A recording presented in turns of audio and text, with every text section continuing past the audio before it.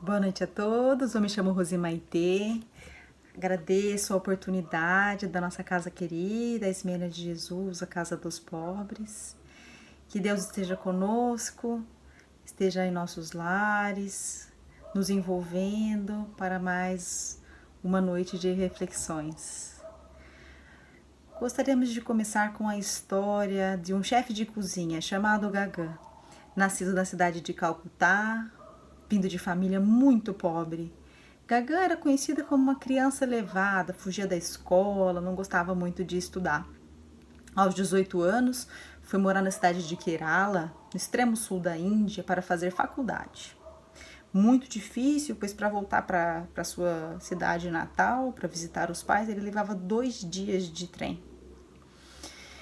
E a sua mãe lhe mandou uma carta no final do primeiro ano da faculdade, dizendo para Gagan que a situação financeira dos pais estava muito complicada. Eles já não tinham mais energia, porque não conseguiram mais pagar a conta de luz, já tinha sido cortada, e não estavam mais conseguindo pagar o aluguel. Provavelmente os pais de Gagan iam para a rua. Gagan disse que leu essa carta, sentiu extrema tristeza, seu rosto inundou-se de lágrimas.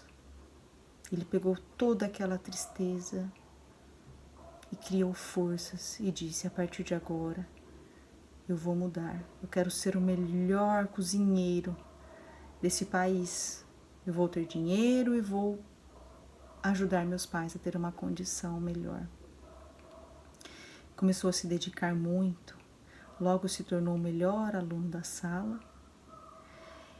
E em pouco tempo, em 2 anos, ele conseguiu um emprego num ótimo restaurante. Mas, como nem tudo são flores, o seu patrão o humilhava, o agredia verbalmente. E em determinado dia, após sofrer muitas humilhações, Gagan pediu demissão. Encontrou um empreendedor que se tornou seu sócio e abriu uma fábrica de alimentos. Mas de novo veio a dificuldade, pois seu sócio lhe aplicou um golpe. Gagan acabou novamente desempregado, falido, mas dessa vez cheio de dívidas. Não conseguiu mais trabalhar na cozinha para poder pagar as suas dívidas, precisava fazer vários bicos, trabalhava como entregador de fast food. Isso levou alguns anos, até que finalmente o irmão de Gagan, que era um grande apoiador, estimulava muito, ajudava muito o Gagan, e seu irmão lhe arrumou um emprego numa cafeteria. Gagan, desde aquela carta que sua mãe tinha te enviado, tinha se tornado uma pessoa extremamente dedicada. Ele pouco repousava, sempre se esforçando muito, e essa cafeteria onde ele começou a trabalhar cresceu. Gagan acabou coordenando 150 funcionários. Servia 5.000 refeições por dia. E logo recebeu proposta de um novo emprego. Virou conselheiro de restaurantes. Não passou muito tempo quando recebeu a tão esperada proposta para ser chefe de cozinha em um restaurante em outro país, na Tailândia, na cidade de Bangkok. E lá foi, feliz da vida. E Gagan foi crescendo, alcançando novos sonhos. E o restaurante onde ele cozinhava foi ficando famoso. Até que um crítico de cozinha veio visitá-lo e escreveu, né, na revista que Gagan era muito bom, a comida dele era muito boa. E que ele tinha futuro, esse menino. Que ele deveria talvez conhecer o melhor restaurante do mundo, que chamava-se El Bulli na época, ficava na Espanha. E aí Gagan teve um novo sonho. Pesquisou na internet, porque ele nunca nem tinha ouvido falar desse restaurante, e descobriu sobre a gastronomia molecular, inovações na cozinha, coisas diferentes. Que bacana! Começou a estudar, se dedicar e criar pratos muito diferentes, muito modernos, mas não agradou a todos. O problema foi que ele desagradou o dono do restaurante, que era extremamente tradicional. que não gostou do que Gagan estava fazendo com a culinária indiana. Novamente, Gagan se viu desempregado, mas dessa vez com um sonho diferente.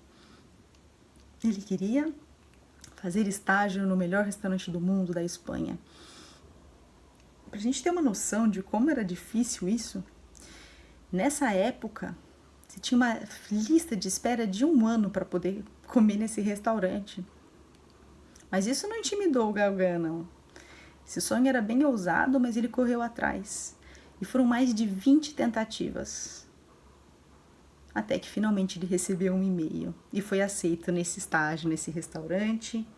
Conheceu mais sobre a gastronomia molecular e voltou para Bangkok com um novo sonho agora, ter seu próprio restaurante.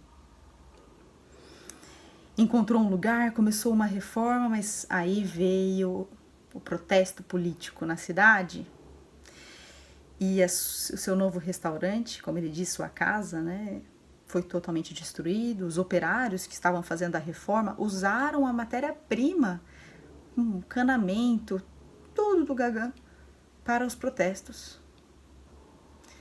Novamente o Gagan se viu sem trabalho e endividado.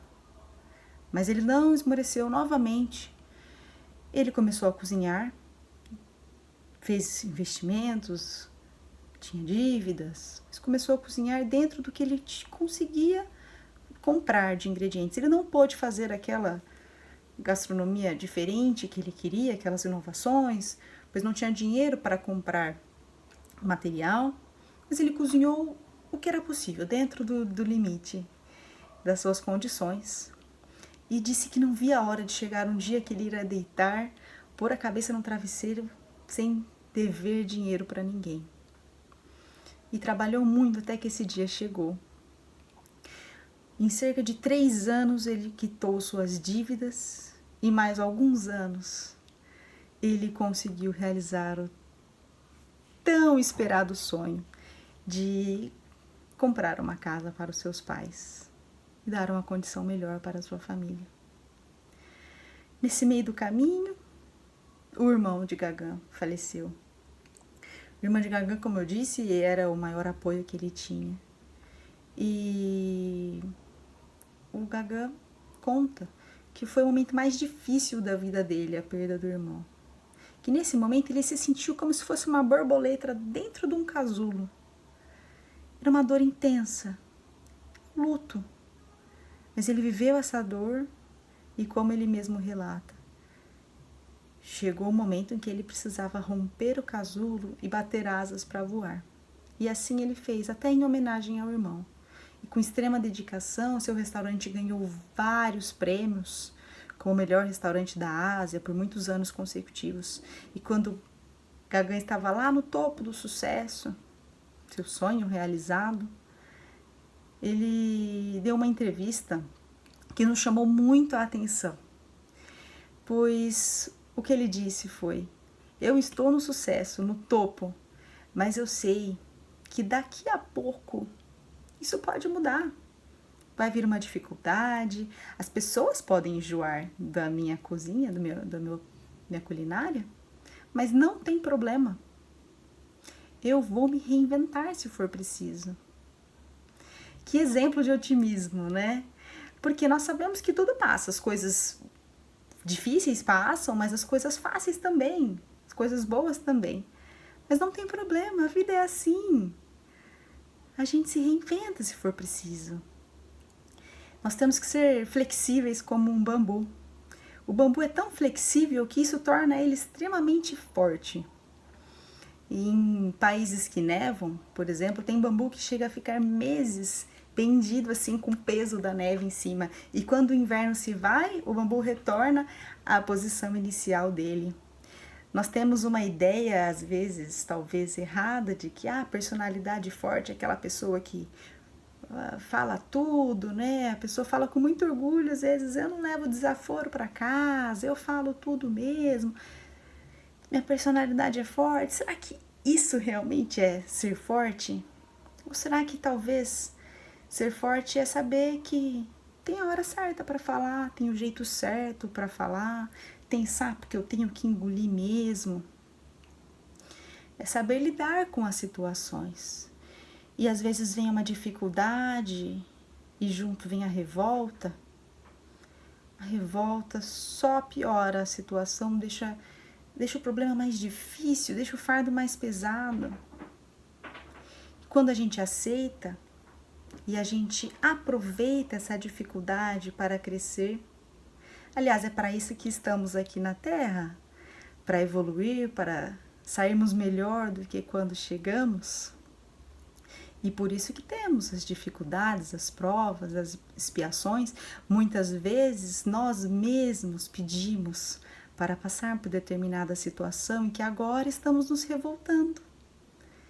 E que agora estamos achando que não damos conta, mas damos sim. É para isso que estamos aqui. Outros problemas, outras dificuldades, somos nós mesmos que estamos plantando nessa encarnação. Não vamos esquecer que a gente colhe aquilo que a gente planta. Então, às vezes vem um cacto que está nos machucando com os seus espinhos, mas ele serve para a gente repensar. Será que nós não estamos plantando cacto? Por que será que eu estou passando por essa dificuldade de novo, esse problema que insiste em me aparecer? Será que não é alguma coisa que eu estou fazendo dessa encarnação? E na história de Gagan a gente vê que ele não se revolta, né? Ele não fala assim, nossa, eu de novo? Eu passando por isso de novo? E pelo contrário, ele já está preparado para a próxima. Próxima vez que vier o problema eu vou enfrentar. E como é importante a gente ter fé. É a fé raciocinada, porque a fé nos fortalece. A fé tira o nosso medo. Porque o medo, às vezes, nos impede de viver. E com a pandemia a gente vê, né, os dois extremos.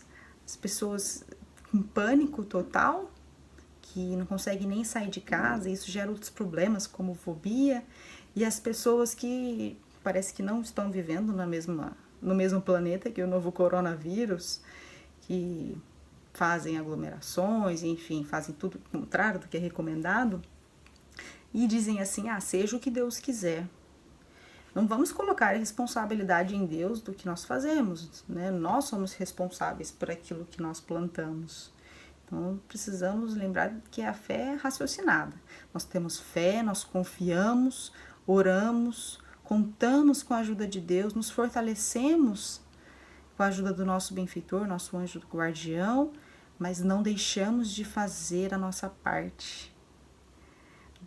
O Walter fez uma palestra há algumas semanas aqui nesse mesmo pro mesmo canal, o Ismênia, pelo Facebook, contando a história de Santo Agostinho. E a mãe de Santo Agostinho, a Santa Mônica, foi um grande exemplo de fé. E ela não ficou, interessante, que ela não ficou em casa orando. Ela foi atrás do Santo Agostinho para salvá-lo por muitos anos, mais de 30 anos, né? 33, se eu não me engano. Então, ela teve fé, ela orou, mas ela foi atrás e fez a parte dela. E voltando à nossa história do Gagan, a gente vê que o irmão dele foi um grande aliado. Sempre o ajudou, apoiou, muitas vezes até encontrou um emprego para ele. E como é importante nós termos rede de apoio, termos com quem contar, seja familiar, seja amigo. Isso é tão importante. E também sermos rede de apoio, estarmos atentos ao nosso próximo que precisa de ajuda. Muitas vezes o nosso familiar dentro de casa não está bem e nós ignoramos e nós não vemos e não percebemos. O vírus veio nos trazer o distanciamento social, né? E muitas vezes o isolamento forçado. A gente tem que ficar afastado, se distanciar para não ficar doente, mas quando fica doente tem que ficar isolado no quarto. E como é difícil ficar só, mas podemos transformar esses momentos de solidão em solitude. aproveitar do momento que estamos conosco mesmo para nos conhecer melhor, praticar o autoconhecimento, repensar a nossa vida. Será que estávamos aproveitando bem essa nossa encarnação, esse tempo precioso que temos aqui na Terra, essa oportunidade maravilhosa? Será que estávamos gastando nosso tempo com o que realmente importa? Porque a gente não tinha tempo para nada. Agora, de certa forma, nós temos tempo, mas não podemos fazer quase nada.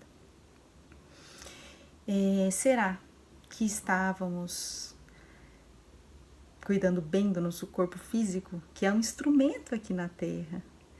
Porque muitas pessoas, às vezes, valorizam mais os bens materiais do que as pessoas. Minha mãe sempre fala, as pessoas são mais importantes do que as coisas. Parece simples essa frase, mas é muito profunda. Como psiquiatra, a gente vê às vezes no consultório as pessoas pagam financiamento de viagem, de celular, de carro e não tem dinheiro para pagar a terapia. Ou seja, é a própria saúde mental. Será que vale menos do que um bem material como um carro? Porque se tiver um posto de gasolina que vende combustível adulterado, eu tenho certeza que ninguém vai lá abastecer o carro. Mas por que o nosso corpo físico a gente não cuida tão bem? Às vezes tendo diabetes, comemos açúcar, sendo hipertenso, comemos carne vermelha, coisas com sal. Então o problema, a doença, a dificuldade vem para nos acordar, para nos fazer repensar e crescer. E engraçado que sim, essa doença do coronavírus, ela sempre nos remete ao egoísmo, né?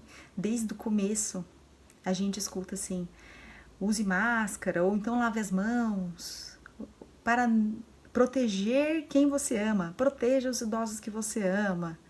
No meu elevador está escrito, use máscara por quem você ama, é pelo próximo. Então, chegou um momento em que realmente nós precisamos repensar as nossas atitudes, porque não dá mais para continuarmos sendo tão egoístas. A gente prejudica a nós mesmos de certa forma. E numa cidade do interior paulista, no meio do colapso da saúde, no meio do pico, o prefeito decretou que os supermercados deveriam ficar fechados aos finais de semana. Não estou questionando aqui se é certo ou errado, não é o foco da nossa palestra de hoje, mas uma pessoa numa entrevista disse a seguinte frase: cada um faz o que quer da vida. Será que realmente dá para cada um fazer o que quer?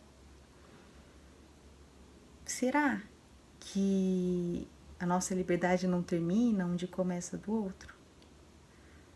Principalmente agora na pandemia, nossas atitudes influenciam muito. O fato de eu não lavar a mão ou de eu fazer festa, quantas pessoas eu posso prejudicar com isso?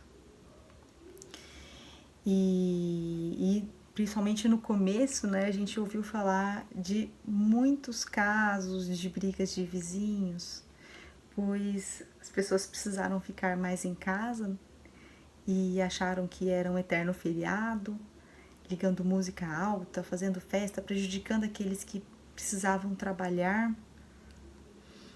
Então, nosso limite acaba quando começa o do outro.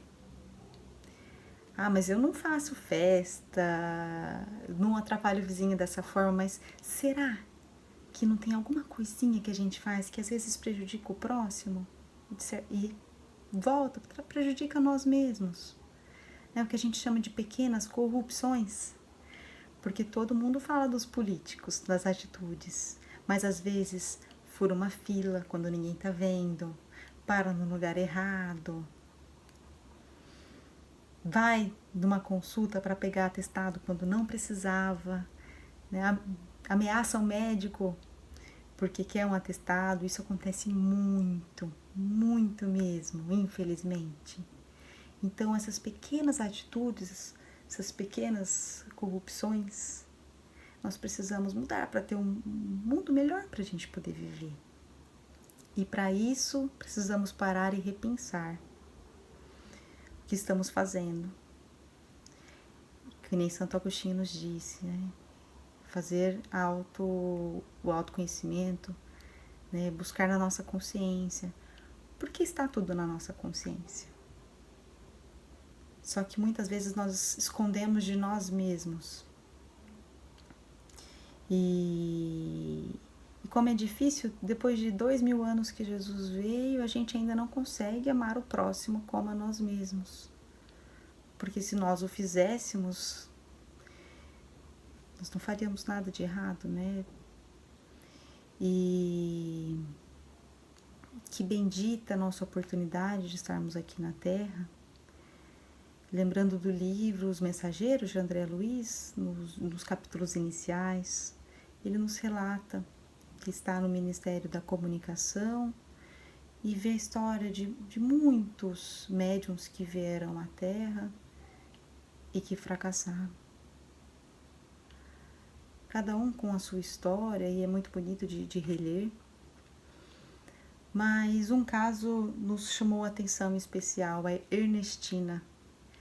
Ernestina, como ela mesma disse, ela fracassou pelo medo, excesso de medo. Medo até de errar, o que a impediu de evoluir. O medo ele é importante porque ele faz parte do instinto de preservação, mas medo em excesso nos paralisa, nos impede de crescer.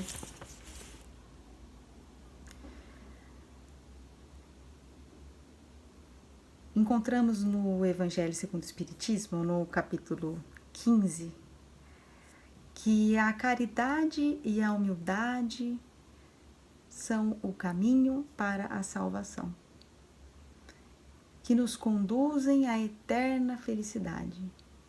E que o danado do egoísmo, de novo ele, e o orgulho, nos levam à perdição. Mas como? Como alcançar a caridade e a humildade? E a resposta está: amando Deus acima de tudo e o próximo como a nós mesmos. Jesus é o caminho, a verdade e a vida. Com Jesus, tudo fica mais leve. Então, quando estivermos passando por uma dificuldade tão grande, que nos sentimos enfraquecidos, que precisamos chorar, não tem problema, faz parte. Eu digo sempre que o sofrimento do luto ele é importante para a pessoa se reinventar. Viver essa dor faz parte do processo de cura, mas uma hora a gente precisa secar as lágrimas e trabalhar. A gente precisa levantar, se reerguer e prosseguir a nossa caminhada. No livro Voltei, do irmão Jacó, após o seu desencarne, ele percebe que ele não está com tanta luz quanto ele queria, e ele repensa que poderia ter aproveitado tanta oportunidade. Ele fez muito na Terra, o irmão Jacó, mas ele queria ter feito mais. Inclusive é um bom livro para a gente reler. E irmão Jacó chora copiosamente. A sua filha, que está ao seu lado, com muita ternura e de forma muito doce, diz: papai, as lágrimas não substituem o trabalho. Então podemos chorar quando sentimos necessidade. Claro, podemos sentir tristeza, dor, tudo bem. Mas uma hora precisamos secar as lágrimas e trabalhar e ajudar o próximo e nos dedicar. Pois só assim seremos felizes. Vamos lembrar que somos fortes, que Deus não dá uma cruz mais pesada do que conseguimos carregar, e que é através da dificuldade que vamos crescer, então que nós possamos sair mais fortes, mais fortalecidos dessa pandemia, que possamos aproveitar essa oportunidade de dificuldade para crescer, para mudar o que estávamos fazendo de errado, para não perder tanto tempo nessa encarnação. Pois, na verdade, nem sabemos quanto tempo que nos resta, mas cada dia é precioso, cada dia é uma oportunidade maravilhosa que Deus está nos dando aqui na Terra. Que Deus nos proteja a todos e nos fortaleça. Um abraço muito carinhoso.